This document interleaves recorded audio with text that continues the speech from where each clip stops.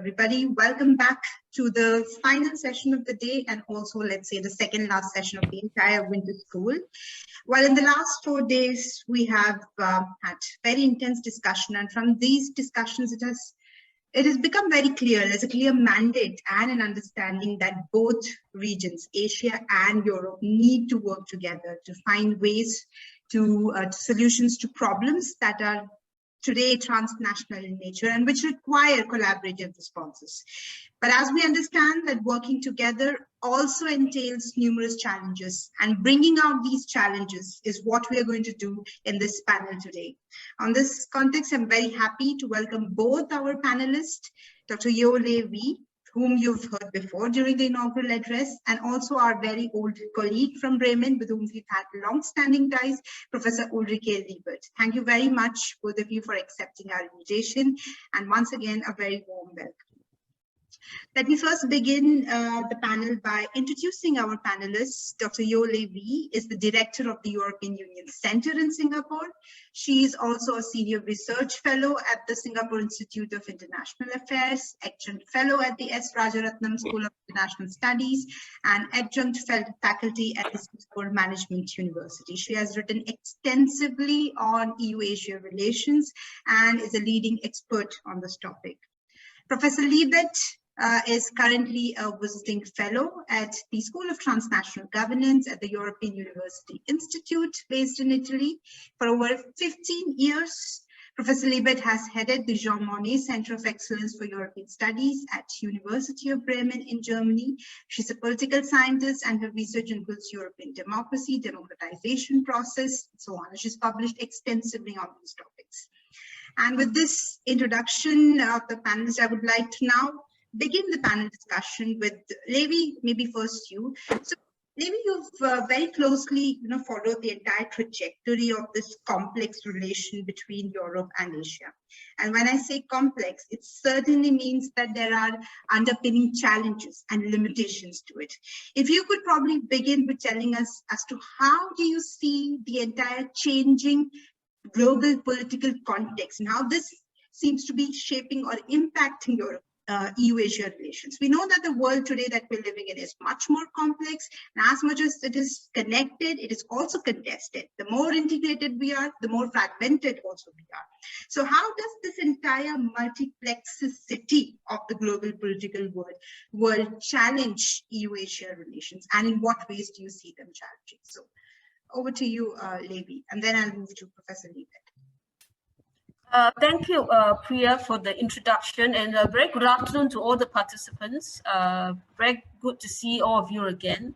As Priya mentioned, I think from the last few days of your lectures, you know that it's important that EU and Asia need to work together and exercise their agency in an increasingly complex world. But I think we also need to be cognizant of the broad challenges that face us, the pressures we are going to face, the tensions and all that, and it will not be easy, even though there is that political will and that understanding that we really need to work together if we are going to solve all these complex and transnational challenges that face all of us. So I'll point out three broad challenges, and I look at it in this way: at the global level, the regional, and also the domestic. So first, at the global level, I think we all know, and you must have heard, that the US-China rivalry will be a long-drawn affair, and it's not showing any signs of abating. This means that in the coming years, we will be facing sources of insecurity actually generated by the actions of these two major powers. Most of us, as we always say, particularly in Southeast Asia, ASEAN, the EU, we say we do not want to be caught in the crosshairs of this intense rivalry, right? And we do not want to be forced to choose sides. Hence, we will see very fluid ad hoc alliances, complex maneuvering, and overall a very messy situation, a very difficult environment to navigate in order to maximize the benefits of cooperation. I think we're going to face that kind of very messy environment and challenging environment. And if there's any further economic decoupling of the US and China, of the US and Chinese economies, I think this will only make the world even a more dangerous place and increase the risk of conflict.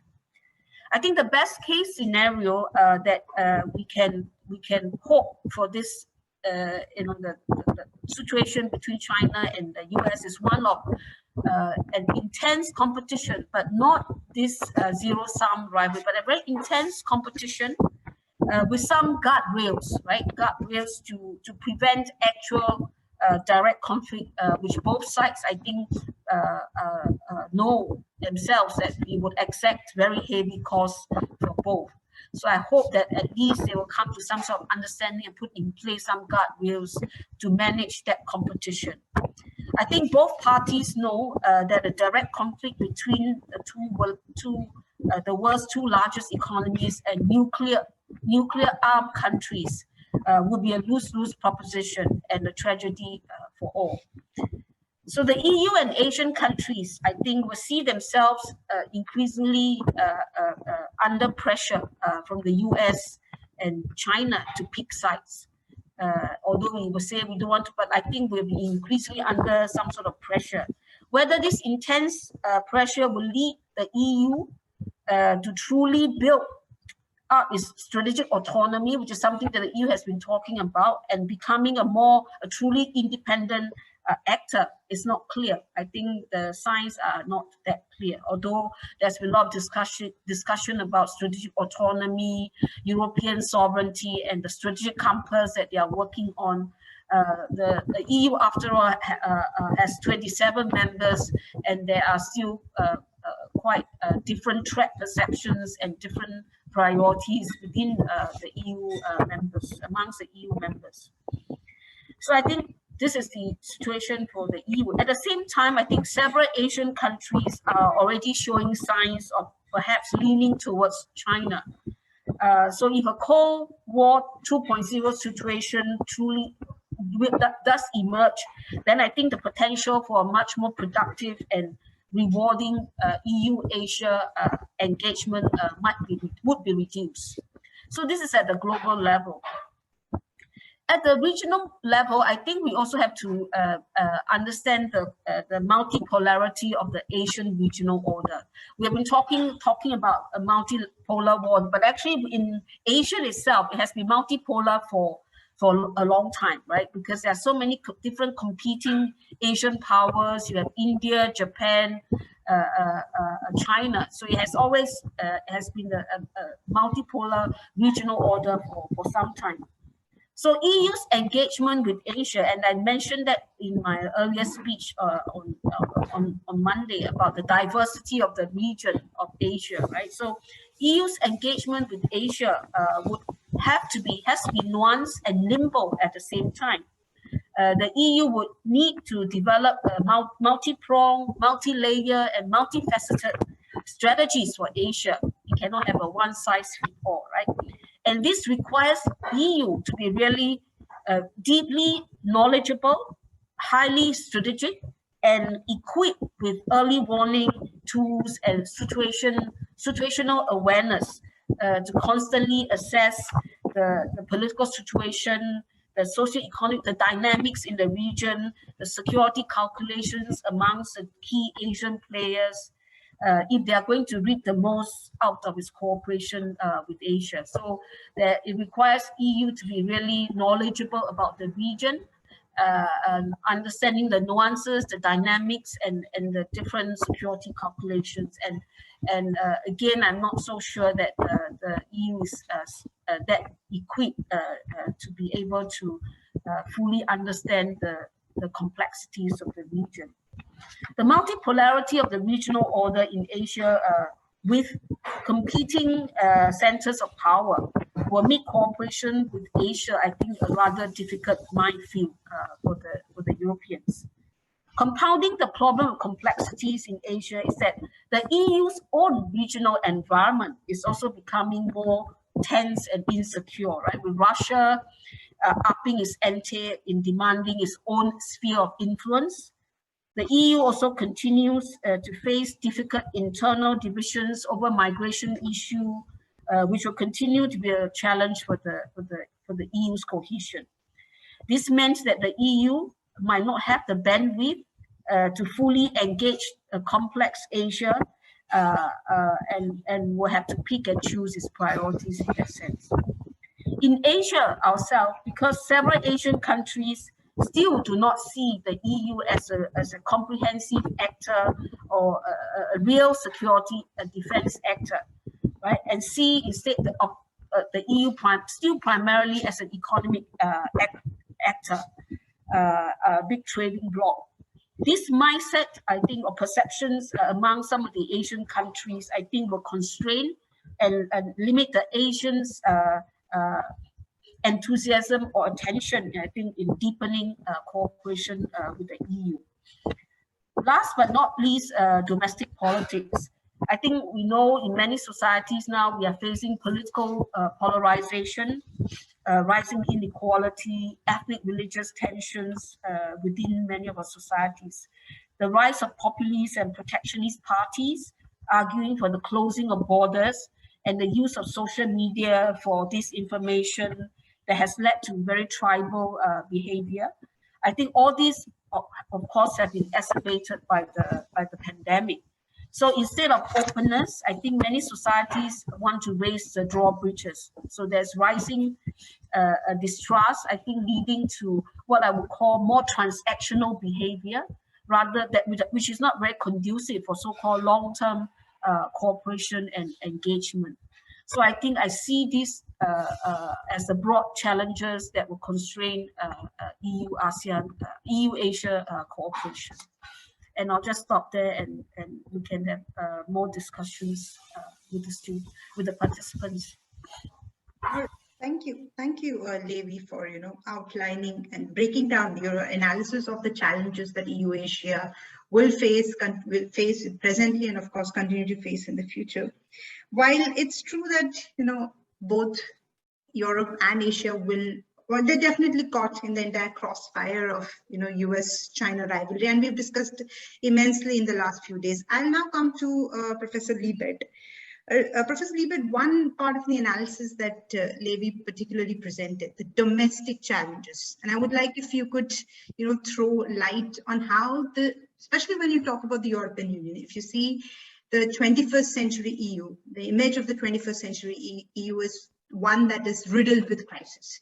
So from the very start of the 21st century, we've had the Eurozone crisis, followed by the refugee crisis, not to mention, one of the most important member of the bloc leaving the European Union, so Brexit. All of these, let's say, it's been a very turbulent time in the domestic politics of the EU. And we know for a fact that these domestic politics also mirror, the foreign policy. And that's one of the reason that many scholars also attribute as a reason why there has been limited interaction of the EU with Asia. So would you probably throw some light on the contemporary domestic political challenges that the EU has been merged with?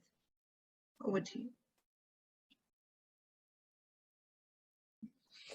So thank you so much for this invitation and to be able to engage in this very interesting discussion and topic of your winter school.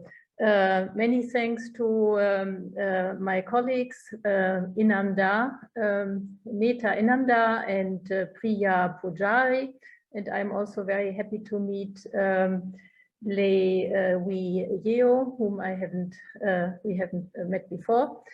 So challenges to EU-Asia cooperation.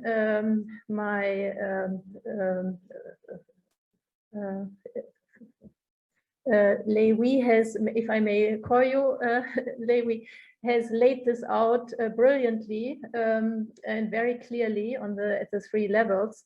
And the geopolitical, the global level of conflicts is one of systemic rivalry, I would say, I would describe it. Rivalry between liberal democracy, liberal market economies on the one hand, and autocratic tendencies within major like the US, a major and leading democracy so far, and within the European Union as well. And this is a veritable challenge to EU-Asia cooperation, of course, and I want to develop my argument that in this emerging multipolar world, the EU aims at a geopolitical role. This is new, as you have stressed it also in the concept note, enhancing its strategic autonomy, strengthening multilateralism. This is, again and again, these are the words, and where are the deeds, you are asking, and you are right to ask. And especially in light of what we see very recently, these new asymmetric economic attacks, geopolitical trade wars, with the most recent case in point, Lithuania, which is being punished by Beijing for engaging with Taiwan in this 17+1 Beijing Eastern Central European grouping. So right today, in this moment, maybe a little later, EU foreign ministers, 27, meet to discuss whether and decide whether the EU will back Lithuania wholeheartedly or not. So we are really in a very difficult, and I like your expression, your concept of multiplex global conflict. Now, you say your winter school is to advance our understandings of EU-Asia relations beyond the existing great power politics narrative. I like this approach very much. So with my talk or my contribution, let me try to shed some light on how the EU currently adapts to these new challenges, domestic and external. And whether this entails any potential, in your critical eyes, any potential for renewing, strengthening and multilateral cooperation between the EU and Asia. If we look at the EU's priorities for the current legislature, 2019 to 2024, there are 7 joint priorities, joined or shared by the European Parliament, the Council, and the European Commission. The 7th is strengthening the EU's role as a global actor. The 6th, I start from the back because they are ranked at the end, defend common values, strengthen our democratic model. And at the first ones, on the first priorities are recovery from COVID-19, transition to a fairer, healthier, greener, and more digital society. 3rd, fight climate change. 4th, digital solutions, establish Europe's digital sovereignty. And 5th, make our economy more resilient and robust. So in view of these challenges or the aims,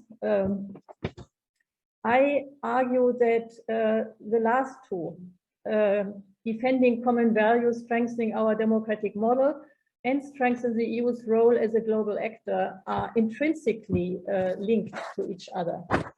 There is a nexus. And this nexus, if we agree that EU-Asia relations are strained and that the new departures and engagements with each other are desirable, I would even say they are necessary in view of the immensity of the planetary challenges of climate change that lie ahead of us. I'd argue that given the unique characteristic of the EU as a multilateral union of democratic states, the focus from where future EU-Asia cooperation should depart is this geopolitical rivalry, the attacks and the regression of democratic regimes and the pressure by autocratic regimes. So we have to put this center stage in order to be able to act collectively. Now, I want to make 3 points, and please interrupt me if this is going to be, I try to cut it short. The crisis of democracy and rule of law this is I will give some highlight this with some indicators, domestic indicators. Then second, to tackle these weaknesses, these internal weaknesses, the EU supranational institutions have recently, last year, or even 2 years ago, but postponed due to the pandemic, the EU supranational institutions have engaged with what is dubbed the third democratic revolution, from a local democracy to national democracy, now to the transnational scale, upgrading or upscaling democracy, an experiment with which the Conference on the Future of Europe is dealing, opening new spaces for transnational multilingual democracy where citizens' participation is center stage. Why is this so important? Because this conference, and I think there are really indicators, also indications now that we are halfway, this conference, our expectations, my expectation would be, and the one of the institutions, that this would help, citizens' participation will help to unblock the frozen constitutional reforms. The EU needs constitutional reforms in order to strengthen and render more effective its foreign and security policy, most of all, but also other policy fields. And of course, you will ask whether this democratic experiment will be an instrument and necessary and feasible, make this feasible, or whether this will be a further create further problems. But this was very open at the beginning. There were many voices being skeptical, and others now we see that there is really developing a new dynamics which could help to unblock. And I will give some examples. And yeah, I believe that there are in this, in unblocking the some constitutional reforms, this is a necessary precondition for also developing the potential for future EU-Asia cooperation. Now, first, let me say something about why public opinion is so pivotal, and the EU institution, the Conference on the Future of Europe, takes this so as relevant. The unprecedented levels of European integration over the past, I would say, 10 years, due to the Eurozone crisis, new forms of integration, of empowerment of the of Brussels have led to increased public contestation, while the EU should be and is more reliant on public support for its continued legitimacy.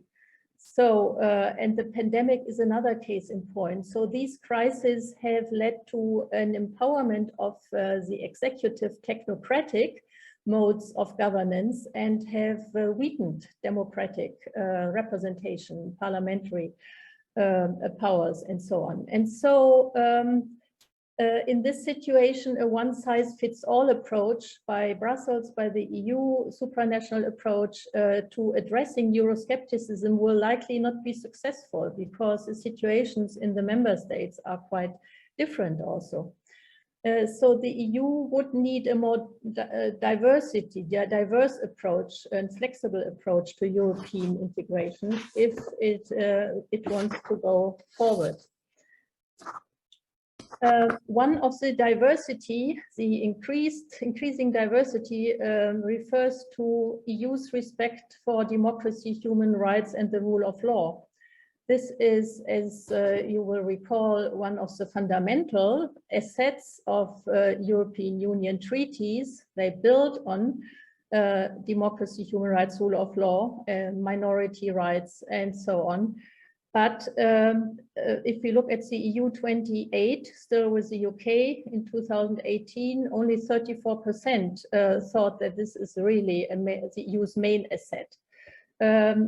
And this has not improved in light of the contradictions and difficulties in the migration crisis, for example. So nonetheless, European elections have seen more higher turnout in the last elections, 2019. There was an increase of 8% in total 51% across the EU, 28 still. But this is not a very brilliant performance. Now let me get from these domestic weaknesses and the necessity for boosting the legitimacy and the trust in EU institutions to the second point. What has the Conference on the Future of Europe to do with this? In the last commission, at its inaugural speech, Ursula von der Leyen, Commission President, said, "I want citizens to have their say at a conference on the future of Europe. The conference should bring together citizens, including a significant role for young people. In fact, a third are below 25. Civil society and European institutions as equal partners in this conference. The conference with 450 members has some 100 civil society and randomly selected citizens. The conference should be well prepared with a clear scope and clear objectives agreed between the Parliament, the Council and the Commission." So these are experiments into at least two ways. The three institutions have never embarked on such a common enterprise. Normally it was a council with the Parliament trailing behind and the Commission as the agent of the council. On the other hand, it's the first time that transnationally 24 languages with multilingual digital devices, a digital platform, that there are citizens selected randomly, yes, but representative of the demographic make-up structure of the European society. So we have 4 European citizens panels with different topic areas they deliberate upon, and 200 citizens, half of them women, half men, a third below 25, and representative in a democratic sense, not self-selected as those who are always the usual suspects who are interested in EU politics and close to it. No, it's people who have never had to do with it. And it's really incredible how in over 3 weekends and in between, they have been able to engage with the major challenges in 9 different topic areas and have come up, 2 of these 4 European citizens panels now have come up with recommendations. 39 recommendations on democracy, rights, values and rule of law, and 51 recommendations on environment and climate change and health. The 2 remaining European citizen panels on the economy and on global and the role of the EU in the world, unfortunately, they have been postponed to February and March because of the pandemic situation. These citizens panels have convened first in Strasbourg last September, second weekend virtually, and the third was on site in Florence here. We had the one on democracy and rule of law, in Martolin, the one on climate change and environment, and the others will be in Maastricht and Dublin.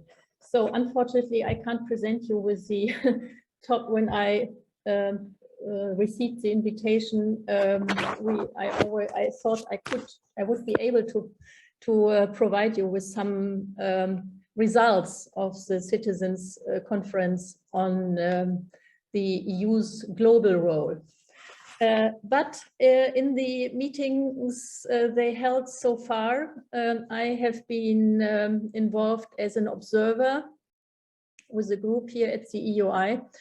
And we could see that there was one point where the citizens didn't agree with experts' framing of the EU's global role. They said, and they had even a voting on it with a large majority in favor of replacing the notion of leading power, of a globally values-based leading power, the EU aiming at a power position, replacing this notion by partnership. Partnership with other partners working and cooperating together. So there is a certain change of nuances. Well, let me get the timeline of the conference on the future of Europe is by the early summer. They should have had deliberations and decisions on the citizens' recommendations and how to translate them into legislation and constitutional treaty reform, because this is the outcome of our Florence panel. I say our because we have most closely observed this.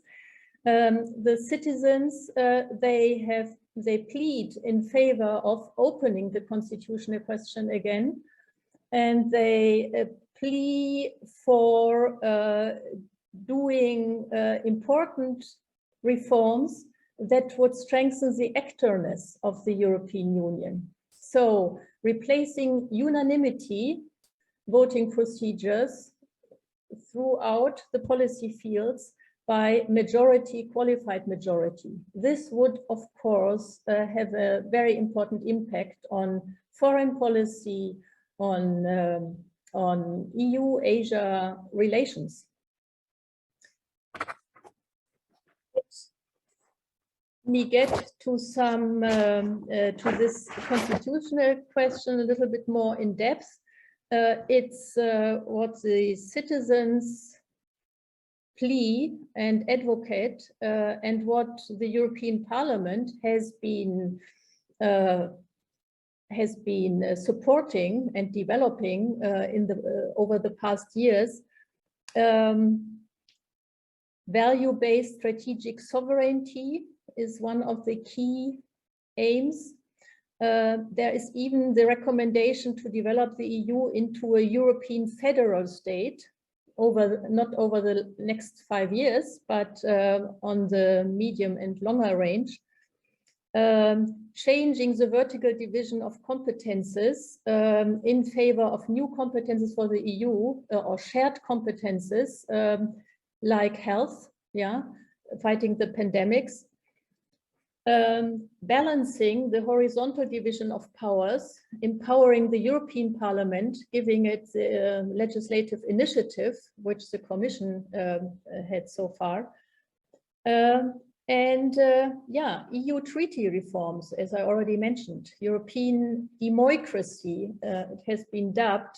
So building, having the European democracies engage with one another in an institutional way, acknowledging, recognizing each other at equals without a dominant position of the major to the detriment of the smaller member states, in order to make sure that the rule of law and effectiveness, problem-solving effectiveness, will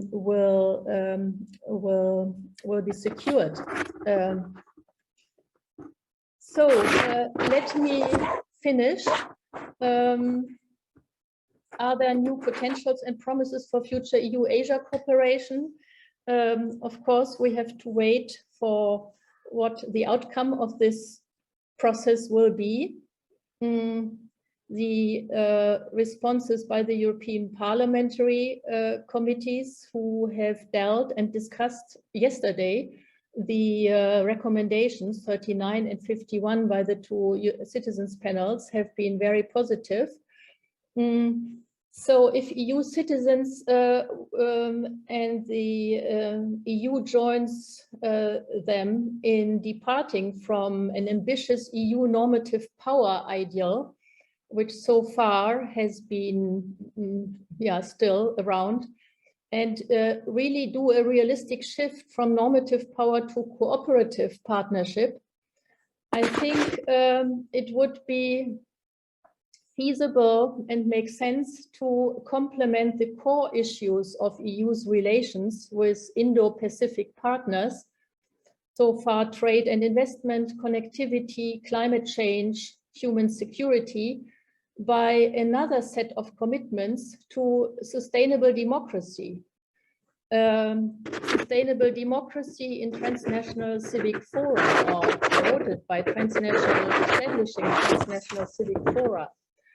We saw at the same time of the European Citizen Panel here in Florence, there was the Biden Summit of Democracies in Washington, or virtually. There should be a follow-up this year, or hopefully also for the next years to come, where I would wish that India and the other democratic powers of Asia, as well as the European Union, would engage very actively, going ahead, building a coalition. The Conference on the Future of Europe, if it approaches treaty change, a new framework for EU-Asia cooperation would be thinkable to include citizens and civil society participation systematically, aimed at addressing Asia's and Europe's common challenges and respond to the aftermath of the COVID-19 pandemics and other crises. This framework would build on a set of transnational democratic innovations ranging from citizens' assemblies, which are complementary, not antagonistic, to existing representative democracy across the European and Asian continent. And maybe they are even compatible to more autocratic governments that are not constituted as representative democracies, citizens' assemblies, as a complementary innovation. These innovations have been emerging bottom-up over the past decade or so, across the continents, and getting traction at local, national and transnational level in a new era that is powered by digital technology. This is very important. The digital platform which the EU has put in motion, the multilingual translation tools. I think India, EU, there would be ways of cooperating very fruitfully with each other. So far, let me finish here at this point. Thank you, Dr. Liebert. Before I come back to Levi, Professor Liebert, I would also, you mentioned in your discussion that the EU wishes to, one of the political priority for the European Union is to protect its values. And of course, democracy is at the top of those values. But how do we see EU as being a credible actor in protecting or defending democracy? Because within the European Union today, if you see, there are many challenges to democracies, in the sense that at the same time, as much as we have the liberal democratic countries within the European Union, we also have, let's say, what scholars have been increasingly terming as the autocratic democracies. So we see a liberal democracy and autocratic democracies in tussle with each other within the bloc itself.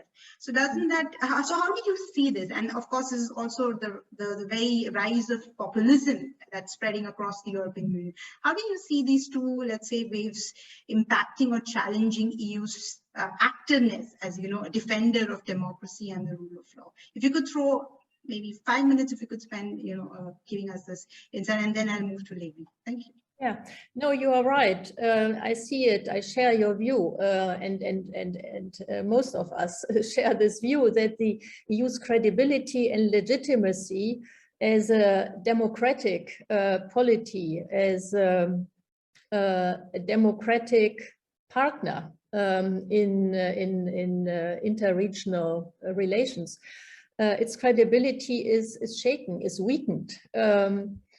Fortunately, so far, not as far as we have seen on January 6th last year in Washington, but let's say the seeds are there, the would-be Trumps are there. This has been a very unfortunate example. And so there are many levels of struggles that are necessary, that are in process. So fighting disinformation is very important in the EU. And this is a digital problem, a problem of social media, a problem of digital sovereignty. And also there, I would hope that democracies like the Indian and the European would work very consistently together. So the EU is under constant attack, and namely the Baltic countries, but everyone. Elections are under attack by these hybrid forms of warfare, I would say, of cyber war. And so this is one of the, and I see that there is progress made, and citizens are aware of this. This is a question of consciousness, and they have discussed this at length, and have asked, not only there is this cyber security, these tools developed together with NATO, and which I get the newsletter every week, yeah, correcting misinformation, systematic misinformation, but this doesn't arrive necessarily in the general public spheres, and citizens are asking for this. They want this, and they want authoritative sources of information. That are proof, let's say, to manipulation and distortion of this type. So this is one of the reasons. Another reason why populists, right-wing populists especially, have been on the rise. This is a tool, yeah, and there are, I mentioned this very briefly, the technocratic and expertocratic ways of governing the financial crisis, the aftermath of the pandemic, and so on. This calls for more democratic participation. I focused on this, yeah. Citizens need to understand and want to get explanations, and very frequently they have very clear, let's say, grounded understandings of what the problems are and what they would need for solving them. Yeah, so the pandemic has a local and a global dimension, and acting globally is not enough, or regionally. We need to act locally and understand citizens' worries and concerns, and bring them on board. And there are, of course, the inequalities, socio-economic inequalities. This is very important. There, the European Union, I would say, has been quite successful in managing and engineering a common approach how to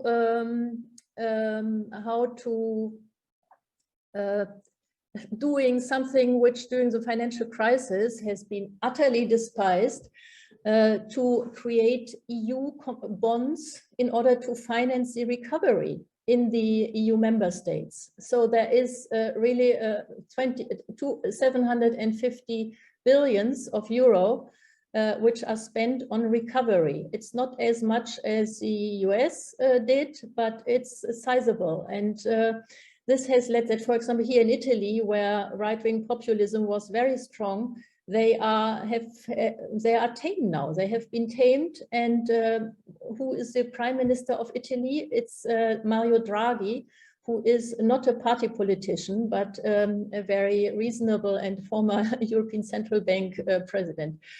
On the other hand, these funds have been frozen for those countries, member states like Poland, who have undermined the rule of law principles and values.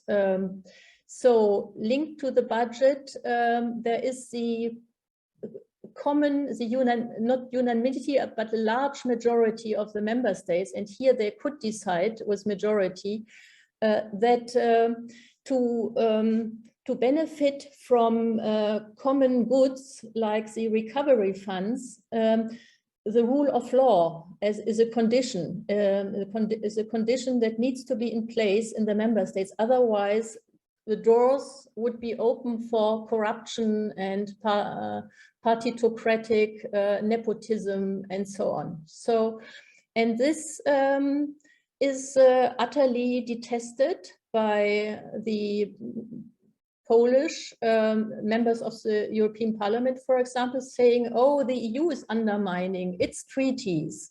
No, Poland is creating this rule of law crisis by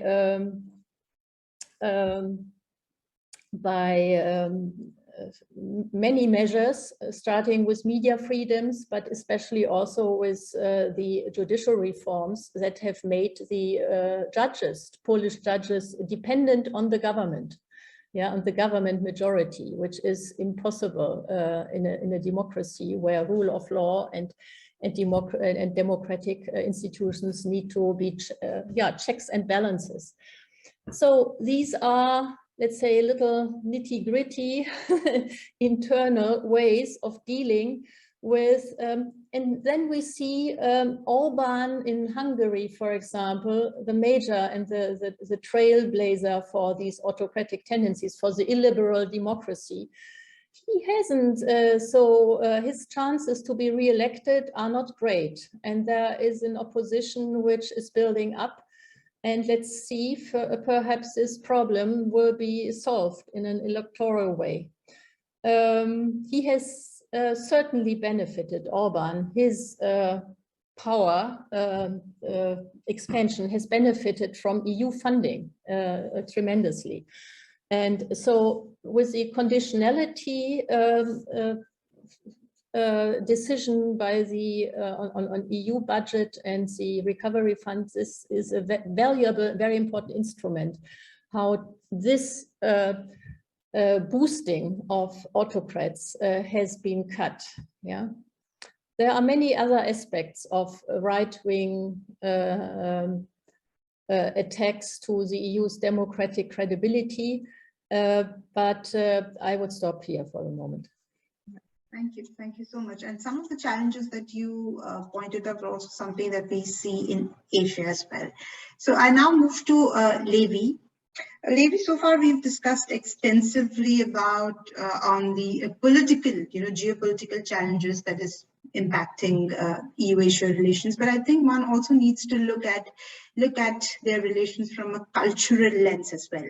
And the common criticism that we see in literature as such by scholars is that there has been a perception gap when it comes to both Europe and Asia's interactions, that while Europe has always looked at Asia from a, let's say, very Orientalist lens, and similarly, simultaneously, Asia has also looked at Europe from a very colonial lens. And this sort of perception seems to continue today as well. So I would like to hear from you as to what you think. What are your impressions about this? And then I have Professor Liebert, if you could also respond to it. Thank you. I think you're right in saying that perceptions matter. And so our perceptions have really not caught up in that sense, right? So but I think over the years, there has been concerted efforts to so-called raise mutual understanding and try to correct these old perceptions, whether it's through an Orientalist, as you said, or from the Asian side, still taking a sort of a colonial look and always getting very sensitive towards any criticisms from the West, because you see as neo-colonialism or things like that. I think that has, as Asia become more confident, I think we are also shifting away from that kind of knee-jerk reaction and using colonialism as a sort of an excuse to tamp down so-called criticisms from the West. But at the same time, I do think that there is still the challenge where to me, I think the real challenge is when we take a very binary approach towards cooperation, right, or towards each other, and when we take, instead of understanding the different shades of gray, we tend to in trying to so-called write all these strategy papers, or trying to look into various to each other and find ways. We tend to take a very binary approach that is either good or bad. You know, like even this whole division of autocratic or democracies, I think is, to me, it's not very helpful, because we do have this I mean, in reality, you are more democratic, less there is this whole range of political systems and all that. And I think the way of trying to first identify the others and labor and use the labor in the process itself is not very helpful for cooperation, because once you provide, whether you start to label someone as the other or as enemy, it becomes self-fulfilling. Then it becomes a constraint to how to think of more innovative ways of trying to think of more innovative or creative ways of engaging, and instead you are being limited and constrained by this labor that you put on the other, right? So I think beyond these perceptions, I think it's even more important for us not to get into this binary trap, and even before we talk about cooperation, we first want to know who are you, but we should really think of what can we do together. What are our interests? Where is the convergence of interests, right? And you have to realize that in a world of almost 8 billion people, we keep saying there's no one size fits all, and you must learn then, to me, that this whole idea about peaceful coexistence, you're not going to get everyone to become like you. So we really need to be cognizant of that kind of mindset, where I think there's sometimes, of course, there will be contestation, and of course you have to defend your values, just as the West would like to defend democracy. Other nations will also want to defend what they see as important to them, right? The values. So I think we need to be cognizant of that and find really much more pragmatic ways of trying to look for convergence of interests and priorities in order to be able to really find ways to work together to address all these common challenges that we face, right? And I think what I taught the 2016 EU Global Strategy, the term principled pragmatism in some way sort of capture a bit. So one should be pragmatic in its approach towards cooperation. Of course, there are certain fundamentals that you should be clear. So if someone is trying to undermine your values, of course you have to defend it. But it doesn't mean that you then have to go all the way to promote your values to the other. But of course, you have to stand very firm in defending your own values. So I think there's a difference between defending your values and promoting your values. And that's where I think perhaps there need to be a bit more of the understanding so that there can be more pragmatic and more, sort of a more empathetic and mutual understanding towards real cooperation. Thank you, Levi. Professor Liebert, would you quickly want to respond to? Yeah, no, I agree very much with what Levi just said. This dichotomic or binary approaches are traps. So I simplified too much in my presentation or in my wording, but of course, as a comparative political scientist, I would say if you look at the assessments of political regimes throughout the world, Freedom House is one, but there are others that are also very nuanced. They show us that political regimes, countries, they can't be lumped together in either or in two boxes, but that there is a multitude of characteristics, of elements that make up then whether they are partly free or more free than they used to be in the past. So we have measures that are very fine-grained to say whether there is regression or progression with respect to fundamental freedoms, civic spaces, participation, representation, media freedom, and these. And if we engage with each other internationally, cross-continentally, let's say, I would say we have, I see similar projections that are used also within our region, within the EU, between them or among the member societies or citizens.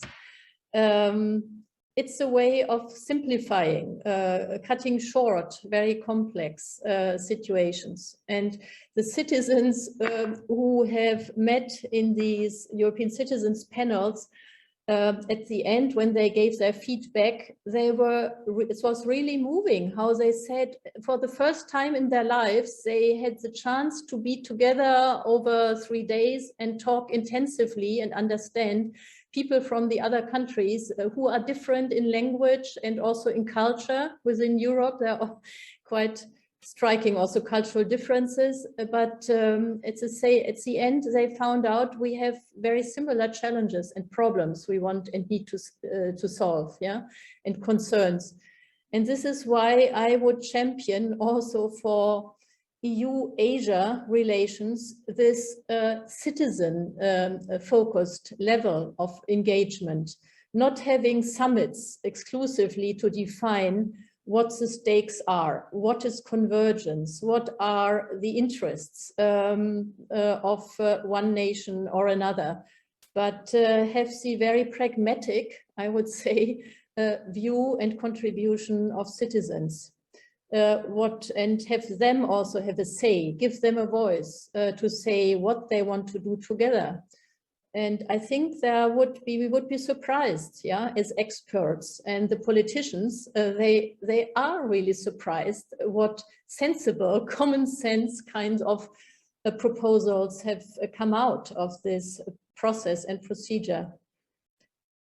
Let me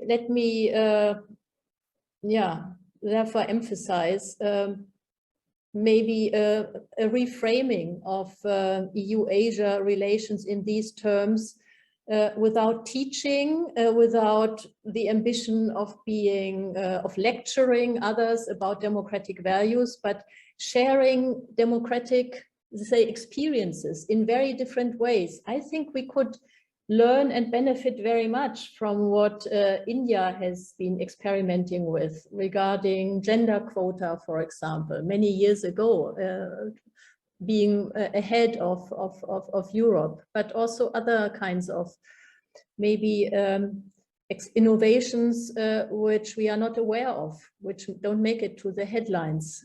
In China, People's Republic of China, we have had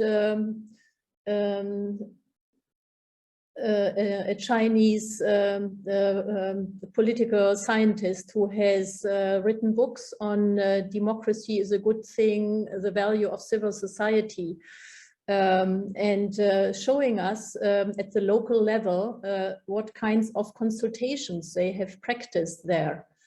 I'm not aware whether this continues or not, but I would be very curious to know about that. Yeah. Thank you so much, Professor Liebert and Hwee. Interestingly, both of you and also the other experts during the winter school also pointed one thing that I think we are all in consensus, that both EU-Asia cooperation, their relations needs to move beyond the binary lens of a US-China rivalry itself. That's one thing. Second thing that I also, something very interesting, Professor Liebert, that you brought out, is this necessity to make these political cooperation between the two regions, or general cooperation between the two regions more inclusive. And that's by giving citizens of both the regions more space to take active part in political dialogue That's a very interesting insight that you provided. And given the paucity of time, I will conclude here, and I would now open the floor for discussion to participants. So if you have any question, please raise your hand, and I already see 2 hands raised. So yeah, please do indicate whom your question is addressed to. So Hitesh, Yatharth, Anand, I think we'll take 3 questions together and then we go for, if there's time, we go for another round of questions. Yeah, Hitesh. Yeah, thank you. So my question is to Professor Liebert, and it's since we talked about democratic processes and you know, saving the other normative power of the European Union that is you know, facing challenges at this point. And not just by EU, but India also facing challenges in on the same lines of you know, on democratic processes and all other things. But one thread that we can ponder upon is the techno-feudalism, that is the term named by this Greek ex-finance minister Yanis Varoufakis. And yeah, I think it is a new form of capitalism that is not just as easy as capitalism. Okay, capitalism is not easy, but like as simple as capitalism, and there are much more nuances into it that are actually challenging the democratic processes and changing you know, how changing the normative power, power with capital P, you know, and the idea of human per se. So what, and specifically with coming up of these new ideas of metaverse, of meta and all these things. So you know, what developments one can expect to curb these new emerging kind of feudalism by EU-Asia relations, because both of the, and in China is also coming up with, you know, these kind of same technologies. So yeah. Professor Liebert, would you like to respond, or we also take other questions? And we can take some more questions, maybe. Yeah. Yatharth, Anand. Thank you, Priya. My question is to Dr. Levy. Ma'am, as we know that when we talk about Indo-Pacific per se, we have 4 major flashpoints here: Taiwan, South China Sea, East China Sea, Korean Peninsula. But my question is with regard to EU-Asia relation, and how, what would be the impact of, if there is any geopolitical risk in Northeast Asia, how it's going to impact EU-Asia relation. And I ask this because in recent years, EU has stepped up its involvement, its diplomatic initiatives with regard to Korean Peninsula. And also in the backdrop of the way Korea has, Democratic People's Republic of Korea has developed its ballistic missile program. What would be the impact of this geopolitical risk in Northeast Asia? Thank you. Thank you, Anand. Yeah, so my question does not directly have to do with India-EU-Asia relations as such, but nonetheless. So I think a couple of years ago, it was reported in Africa that, you know, China was sort of accused of cyber espionage when it was found out that in the African Union building, there was data which was being siphoned off to a server based in Shanghai, or if not Shanghai, at least in China. And that was a trend which was being done on a repeated basis. And obviously China did, you know, negate to it. Now, given that EU as a, you know, region considers privacy at its forefront, and obviously a lot of developing Asian nations also do, again, it does fall into the binary of US, China, and the whole thing. But nonetheless, do you still believe that EU as a whole should be more cautious with it, you know, engaging in other partners, or rather engaging with other partners, especially in the field of digital connectivity or, you know, data privacy and cybersecurity? Whom is your question at? I think it's directed to both. Okay, all right. So Professor Liebert, maybe you would like to respond, and then we'll go to Levy.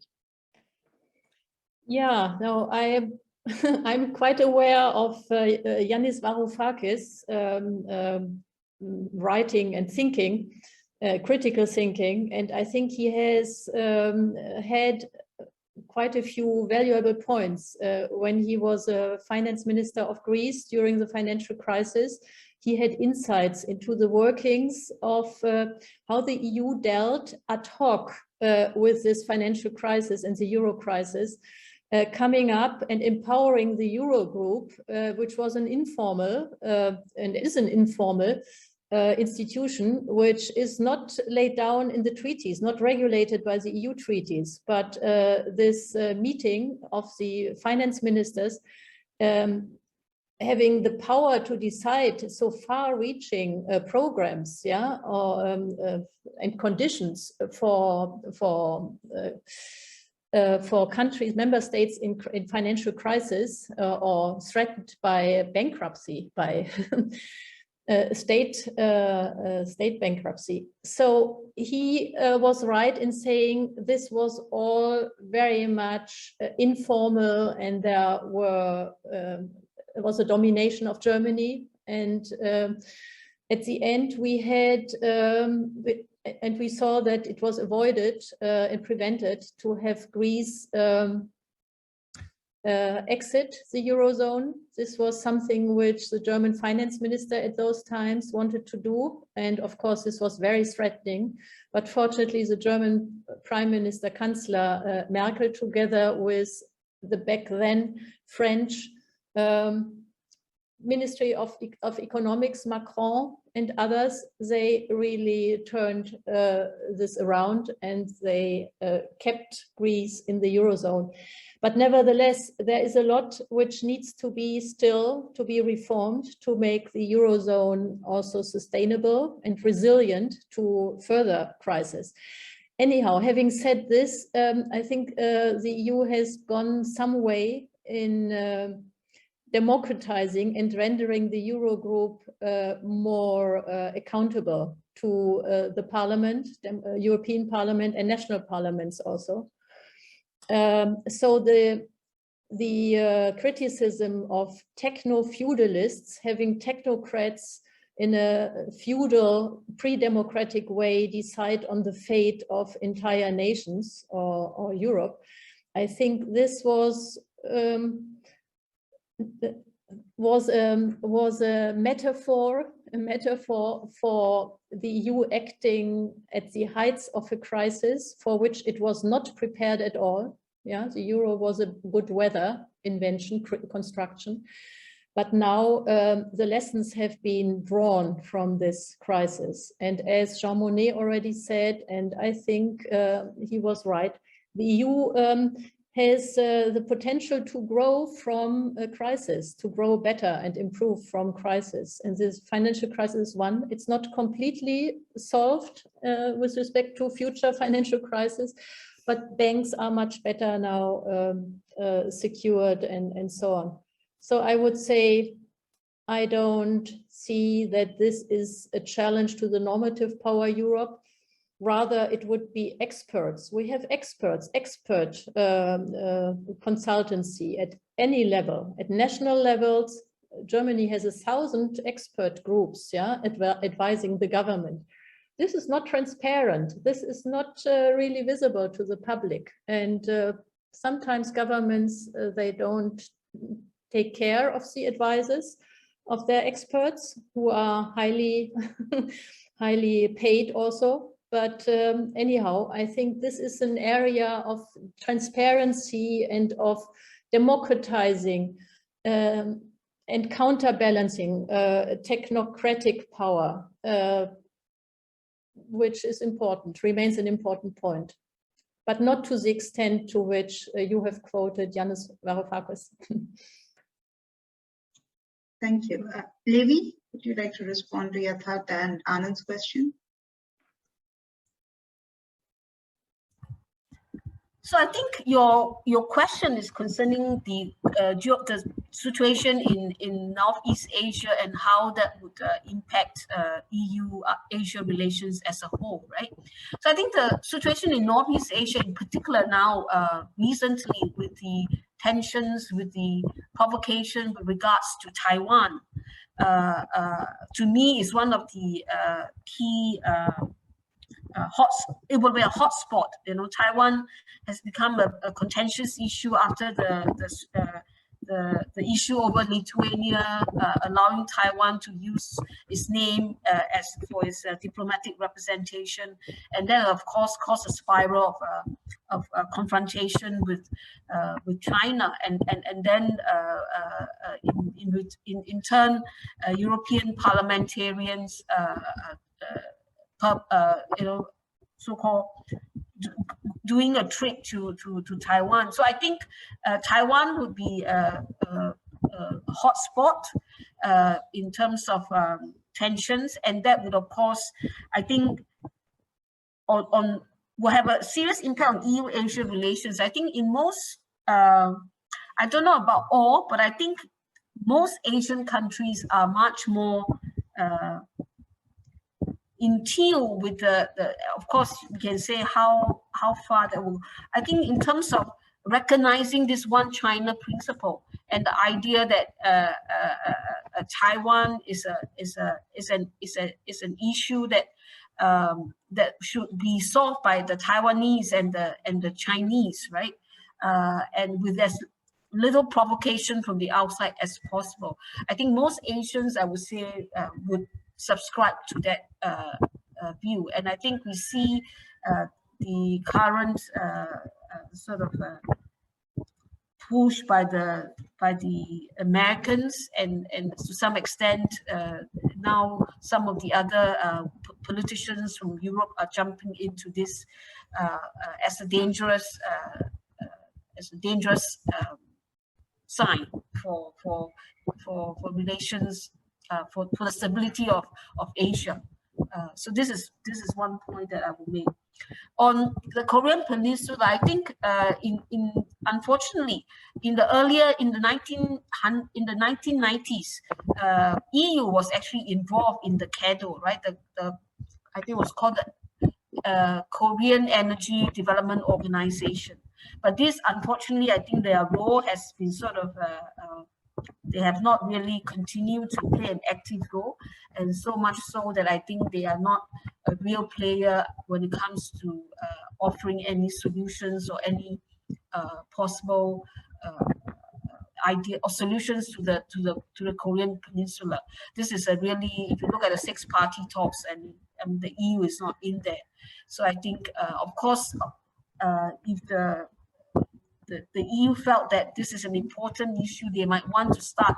If they think that it's something worthwhile, they could try and get back to the to rethink the role they have played in the early 1990s, and see how they could be helpful and try. But I also am not so hopeful about this Korean situation with Kim Jong-un, you know, focus on really making sure that he has the sort of the firepower to hold the Americans, I would say hostage, but at least with nuclear power. They feel more secure if they have nuclear power, because they have looked at what Americans have done to Iraq, and then, you know, the negotiation in Iran. So I think I'm not hopeful, and I'm not sure the EU would have a significant role to play in the Korean Peninsula. Thank you. Thank you, Levi and Professor Liebert. I'm sorry that we cannot take any more questions because we have to conclude in another 4 minutes. I just got the information that the university has rolled in a technical reset, which means that we will be logged off in another 4 or 5 minutes. So just to conclude this session, Professor Nita, would you have some impressions that you would like to share, and then we can conclude if there's something that you would like to share? Poojary. Yeah, I would have, if I may, a question to Hwee. You suggested if the European Parliament and the EU as a whole would withhold any such public statements and symbolic actions like trips to Taiwan, then it would be easier maybe to that the two involved countries or actors would resolve the conflict between themselves, Taiwan and People's Republic of China? Do you see any hints to make this plausible, how this could look like? I'm not sure. I think what I see is sometimes politicians like to do things to make themselves look good, but may not necessarily be doing good, right? So I will be a bit more cautious. I think the problem is there's a lot of grandstanding now by a lot of politicians are not real problem solvers. They are the one who like to grandstand and look good, but they're not doing any good to the situation. So yeah. So I'll be, like I said, I think we are in the if I look at the International Crisis Group, every year they have a forecast of where are the likely conflicts or potential, the 10 highest level of conflicts that they think might sort of be, that we have to be concerned about. And we do see now they have actually put the conflict between US and China and the Ukraine crisis, of course, with Russia as really high on the list. And I think any conflicts amongst nuclear powers should be avoided as far as possible. And that's where I think where I see a lot of dangers with all these tensions, rising tensions, and the EU, if they really want, if they think they are a normative power and they want to do good rather than to feel good, then I think they really need to be much more strategic and much more nuanced and much more thinking much more carefully about their interactions with Asia. Yeah, no, I agree. So the EU is not a unitary actor. We have the three institutions that work according to very different logics. And I think the EU External Action Service, with the diplomatic presence in the various countries, could be more helpful, could be more constructive, yeah, than in this case. Thank you, yeah, for this very, very interesting exchange and discussion. There would be, I want to thank you also, Priya, that you have set this up, food for thought and for continuing further discussions. Professor Nita, quickly, if you have something to add. I thank Ulrike and Levi for bringing out all the challenges, and tomorrow we're going to find out how these can be addressed, and then if there is any way forward and what is that way forward in tomorrow's session. But I see, Priya, there's typical all Asian view in tomorrow's panel with I think Mariam from Geek are not able to join tomorrow, and I would have also liked to have Ulrike tomorrow for this session. But meanwhile, I just thank Ulrike and Levi for the very, very impressive presentations for today, and thank you everyone for joining us here. And we'll take the discussion forward in tomorrow's panel discussion in the morning. Thank you so much, Professor Nita. Once again, thank you so much, Professor Liebert and Levi, for joining in for this discussion today. Participants, see you tomorrow once again for the very last, let's say, discussion, and after which we will conclude. So see you tomorrow at 12 p.m. IST. Have a nice day ahead. Thank you so much. Thank you, everyone. Thank you. Bye. Thank you. Bye-bye. Thank you.